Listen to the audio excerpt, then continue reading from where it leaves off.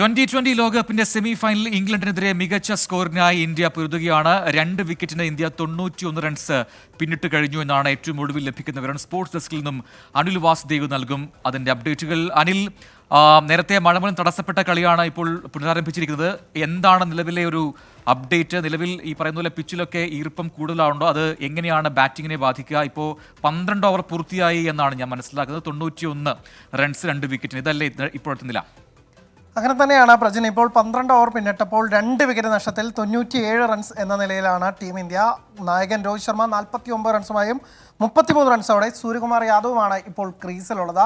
വലിയ പ്രതീക്ഷയിലാണ് ഇന്ത്യ. ഇടയ്ക്ക് മഴ തടസ്സപ്പെടുത്തിയില്ലായിരുന്നെങ്കിൽ ഒരുപക്ഷെ ഇന്ത്യക്ക് ഇതിനേക്കാൾ വലിയ ഒരു നേട്ടത്തിലേക്ക് എത്താൻ സാധിക്കുമായിരുന്നു. കാരണം ആ മഴ പെയ്തതോടുകൂടി ആ മൊമെൻറ്റത്തിൽ വലിയൊരു വ്യത്യാസം വന്നിട്ടുണ്ട്. ആ മൊമെൻറ്റം കീപ്പ് ചെയ്യാൻ ഇന്ത്യ പരമാവധി ശ്രമിച്ചുകൊണ്ടിരിക്കുകയാണ്. ഇപ്പോൾ എന്തായാലും രോഹിത്തും സൂര്യകുമാർ യാദവും ആക്സലറേറ്റ് ചെയ്യാനുള്ള ഒരു ശ്രമത്തിലാണ്. രോഹിത് ഇപ്പോൾ ഒരു 6 നേടിക്കഴിഞ്ഞു. സൂര്യകുമാർ യാദവും തുടർ ബൗണ്ടറികളൊക്കെ തന്നെ നേടിയിട്ടുണ്ട്.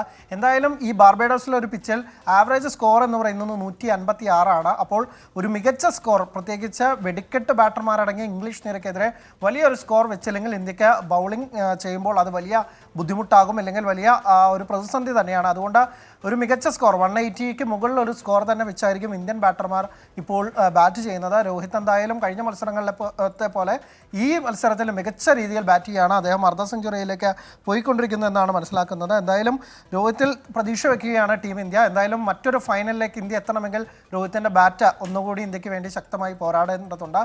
ഇന്ത്യക്ക് എളുപ്പം മികച്ച സ്കോർ നേടിയ ശേഷം എനിക്ക് തോന്നുന്നു രോഹിത് ശർമ്മ 50 അടിച്ചിട്ടുണ്ട്. അർദ്ധ സെഞ്ചുറി നേടിയെന്നാണ് ഇപ്പോൾ. അതെ, അർദ്ധ സെഞ്ചുറിയിലേക്ക് പിന്നിട്ടിരിക്കുകയാണ്. 56 റൺസ്, 36 പന്തിൽ 6 4 2 6 ഉൾപ്പെടെ ഒരു 6ൽ നിന്നാണ് രോഹിത്തിന്റെ ഈ അർദ്ധ സെഞ്ചുറി പിറന്നിരിക്കുന്നത്. കഴിഞ്ഞ മത്സരത്തിൽ ഓസ്ട്രേലിയക്കെതിരെ 92 റൺസ് നേടിയ രോഹിത് ഇപ്പോൾ ഇംഗ്ലണ്ടിനെതിരെ, ശക്തരായ ഇംഗ്ലണ്ടിനെതിരെ, നിലവിലെ ചാമ്പ്യന്മാരായ ഇംഗ്ലണ്ടിനെതിരെയും അർദ്ധ സെഞ്ചുറി നേടി ഒരു ക്യാപ്റ്റന്റെ ഇന്നിംഗ്സ് തന്നെയാണ് കാഴ്ചവെച്ചിരിക്കുന്നത്. രോഹിത്തിന് ഈ മൊമെന്റം കീപ്പ് ചെയ്യാൻ സാധിക്കട്ടെ എന്നാണ് നമ്മൾ പ്രതീക്ഷിക്കുന്നത്. കാരണം ഇംഗ്ലണ്ടിനെതിരെ വലിയ സ്കോർ നേടേണ്ടത് അനിവാര്യമായിരിക്കുകയാണ്.